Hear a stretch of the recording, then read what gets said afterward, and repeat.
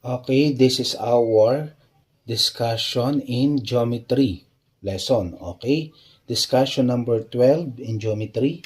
In the figure above, angle CBD is equal to angle EBF. The question is, what is the measure of angle CBF in degrees?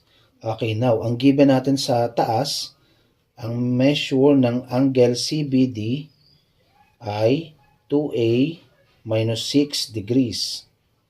Okay, then ang measure naman ng angle EBF ay A plus 9 degrees. Okay, now, paano natin kuhanin o paano natin makukuha ang measure ng angle CBF? Okay, since they are said to be equal, we're going to equate it. Okay, 2A minus 6 equals A plus 9. Para makuha natin ang value ng A.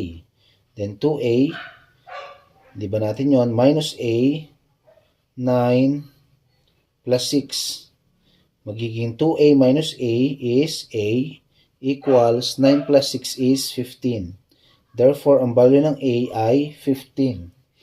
Now, pag sinubstitute natin, ang angle CBD ay 2A minus 6, 2 times 15 is 30, minus 6 is 24 degrees.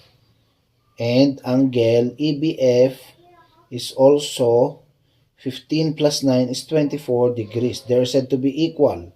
But the question is, what is the measure of angle CBF? Angle CBF is the sum of the two measure. 24 degrees plus 24 is 48 degrees.